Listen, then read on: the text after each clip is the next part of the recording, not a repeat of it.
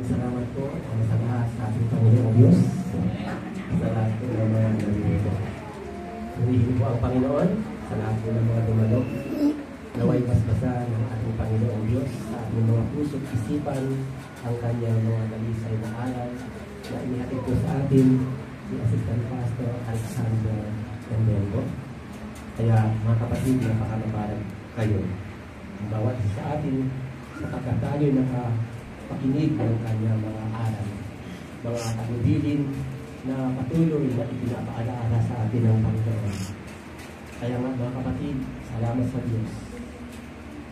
Ayon po sa Isaiah chapter 37, verse 16, ang ating pong sinasamba ay walang iba kundi ang isa lamang na Panginoong Diyos. Ang banal na Espiritu Santo, ang banal na Espiritu, na ang pangalan ay Jesus. Isaiah chapter 37, verse 16. O Lord of armies, the God of Israel, seated between the living ones, you only are the God of all the kingdoms of the earth. You have made heaven and earth. Tagalog po. O Panginoon ng mga hukbo na Diyos ng Israel, na nakaupo sa mga kerubin, ikaw ang Diyos, ikaw lamang. Sa lahat ng kaharian sa lupa, ikaw ang gumawa ng langit at lupa. Kaya purihin po natin ang Panginoon ng isang palakpak. Hallelujah, hallelujah, hallelujah. In Jesus Christ's name. Salamat mga kapatid. Tayo ngayon ay napupuno na naman ng mga kabutihan. Sapagkat tayo ay nakikinig ng kanyang salita. Tayo ay dumadalo every Sunday sa banal na gawain ng Panginoon. Dahil yan po talaga ang utos ng ating Panginoon, huwag kaligtaan ang ating pagkakatipon. Hebreo, Kapitulo 10, talata 24. Nasabi po doon, not forsaking the assembling of ourselves together, as the manner of some is, but exhorting one another, and so much the more as you see the day approaching. Na huwag nating kaligtaan o kalimutan ang ating pagkakatipon na gaya ng ugali ng iba, kundi mga aralan sa isa't isa, at lalo na ang inyong namamalas na nalalapit na ang araw. Kaya nga mga kapatid, salamat sa Panginoon dahil sa Iglesia ng Panginoon, ibinibigay niya ang mga kaloob na ayon sa Espiritu. Dahil ito po talaga ang sabi ng Panginoon. Pag tayo ay nagkakatipon, ang bawat isa sa atin ay may isang awit, may isang aral, may isang pahayag, may wika, may isang pagkapaliwanag. Gawin daw natin ang lahat sa ikatitibay ng ating samahan o Iglesia na katawan ng ating Panginoong Jesucristo. Muli mga kapatid, ang sinabi ko po sa inyo lahat, lasain natin ang mga dakilang kaloob na ayon sa Espiritu upang tayo ay makapagpatuloy sa paglilingkod sa Kanya, magtaguyod ang kaharian ng ating Panginoong Jesus. Tayo ngayon ay nasa paglalakbay patungo sa kaharian o sa bayang banal ng ating Panginoon. Magpatuloy po tayo sa paggawa ng mabuti. Ang paksa natin na inihatid si Assistant Pastor tungkol po sa pag-ibig. Kaya sabi ko nga po, ang lahat ay lilipas.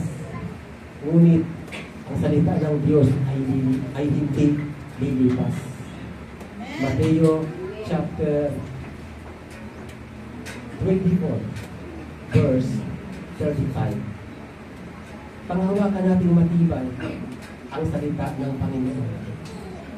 Lagi tayong magalak, magsaya sa Panginoon, sapagkat ikaw tayo ay tinubos niya. Pamamagitan ng dugo ng ating Panginoong Hesus. Laging purihin ang Panginoon. Mag-alak sa mga pagsubok. Tayo ay manalangin na palagi sa Kanya na ang Diyos ay maibig natin ng ating buong puso, ng ating buong kaluluwa, ng ating buong pag-iisip, ng ating buong lakas. Humingi tayo sa Kanya ng awa at tulong na Siya ay ating maibig, gayon din ang ating kapwa na gaya ng ating sarili. Sapagkat pagka nagawa natin yan, saktan ka sa paningin ng Panginoon. Dahil pag-ibig mo talaga ang susi ng lahat. Ang Diyos ay nagbubukas sa ngayon ng mga puso't isipan natin, binibigyan tayo ng unawa. Pag-ibig ang susi sa lahat. Kaya sabi nga ni San Pablo sa ikalawang Timoteo, Kapitulo 1, versikulo 13. Ingatan mo ang mga ulirang mga salitang magagaling. Maliwanag, ingatan mo ang mga salitang, mga ulirang mga salitang magagaling na naririnig mo sa akin, sa pananampalataya at sa pag-ibig na nasa kay Kristo Jesus. Ito ang tagubilin ng ating Panginoon. Ingatan ang pananampalataya at pag-ibig na nasa kay Kristo Jesus. Kaya, ang pag-ibig mga kapatid, napaka-dakila sa lahat. Dahil lilipas ang lahat, ngunit ang pag-ibig ay hindi lilipas. Sapagkat ang Diyos yun. Ang Diyos ay pag-ibig. Sabi nga sa mga awit natin kanina, ang Diyos ay pag-ibig. Kaya napakadakila ang pag-ibig. Kaya ano ba itong pag-ibig? Roma, Kapitulo 13, versikulo 10. Sapagkat ang pag-ibig ay hindi gumagawa ng masama sa kanyang kapwa. Ang pag-ibig nga ang siyang katuparan ng kautusan. Kaya napakahalaga ng kapatid ng pag-ibig. Lagi tayong magmahal sa buong panahon. Lagi tayong umawit sa buong panahon. Sapagkat ang lahat ay lilipas. Mga awit, Kapitulo 34, versikulo 1. Sinabi po ng lingkod ng Panginoon na si Haring David, aking pupurihin ang Panginoon sa buong panahon, at ang pagpuri sa Kanya ay lagi sa aking bibig. Ang pagpuri sa Kanya ay lalagi sa Kanyang bibig. Kaya utos mo talaga, umawit tayo sa Panginoon na panahon. Sa pare-parehong oras, kung kaya po natin, magsinto tayo ng panahon sa pare-parehong schedule po. Ang ginagawa po ng iyong abang lingkod, ganun po. Kaya nga po mga kapatid, na bagaman sinasabi sa Biblia, hindi lahat ng impormasyon ay ating ipinapahayag. Mayroong mga bagay na impormasyon na ay makakaalam lamang ikaw sa sarili mo at ang Diyos. Kaya, yan po ang mga advice, mga tagubilin ng Panginoon. Magpatuloy lamang po tayo. Kaya nga po mga kapatid, salamat sa Diyos, tayo ay pinapalakas ng Kanyang mga banal na salita. Lagi tayo magpatawad sa mga nagkakasala sa atin. Alisin natin ang sama ng loob kung mayroon man, magpatawad tayo sapagkat para sa ating kapakinabangan yan. Tayo din ang makamit ng benepisyo pagka tayo ay napapatawad sa mga nagkakasala sa atin. Ano man ang iyong hinihingi, maniwala ka.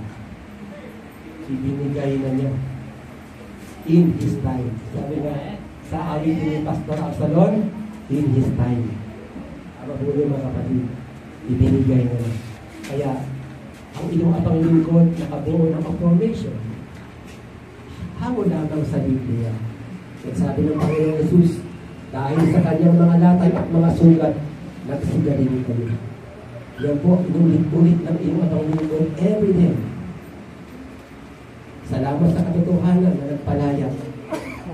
1 chapter 8, verse 32. Tama. Yan po ang salita na yan. Kaya kung mayroon kang hinihingi, maniwala ka sa Panginoon, sa pangalan niya. Hantay ka lang. Hintayin mo lang siya. Magtyaga ka. Humingi ka ng espiritu ng biyaya, ng pasensya, na makapaghintay ka, ano man ito katagal. Maghintay ka. Ibibigay ng Panginoon Diyos niya sa kanyang panahon. Huwag lang tayo magsawa na gumawa ng mabuhi.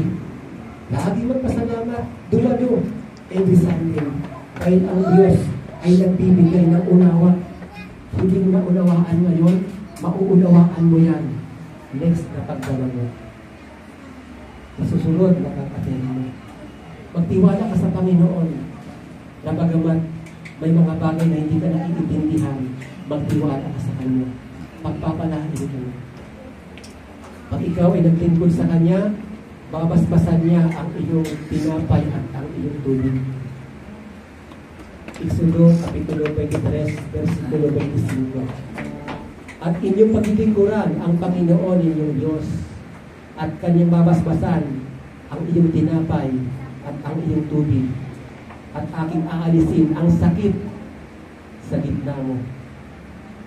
Walang babaeng makukunan o magiging baugman sa lupain.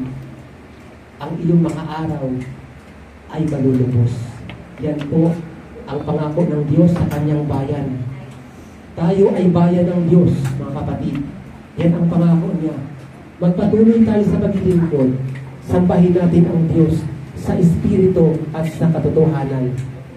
Ang ating Panginoong Hesus ang lagi nating itaas. Wala tayo dapat na ipagmapuri sa ating sarili, kundi siya lamang. Magpatawad sa mga nagkakasala upang ang ating panalangin ay pakinggan. Dahil sabi sa mga Kawikaan, Kapitulo 15, versikulo 8, ang hain ng masama ay kasumlam-sumlam sa Panginoon, ngunit ang dalangin ng matuwid ay kanyang kaluguran. Ang kasalanan hadlang yan sa ating mga panalangin. Kaya, manalangin sa Panginoon na alisin niya ang mga bagay na hindi tinanim sa atin ng Panginoon. Na dapat lamang ang manatili sa atin ang binhi na itinanim ng ating Panginoong Hesus. Huwag ang binhi ng Diablo. Itinatanim ng Diablo ang kanyang binhi sa ating mga isipan. Pagdududa, pag-aalinlangan, upang huwag sulilang sa iyo ang liwanag ng Ebanghelyo ng ating Panginoong Hesus. Kaya manalangin sa Panginoon na alisin niya ang mga binhi na inihasik ng kaaway. Salamat sa Diyos, ang tagubilin ng Panginoon, pag-ibig sa isa't isa. Last verse, 1 chapter 13, verse 34, 35. Isang bagong utos ang sa inyo'y ibinibigay ko, na kayo'y mag-ibigan sa isa't isa, na kung paanong iniibig ko kayo, ay mag-ibigan naman kayo sa isa't isa.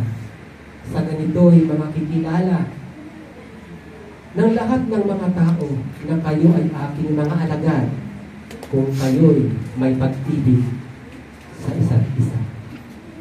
To God be the glory. Thank you, Lord. We love you.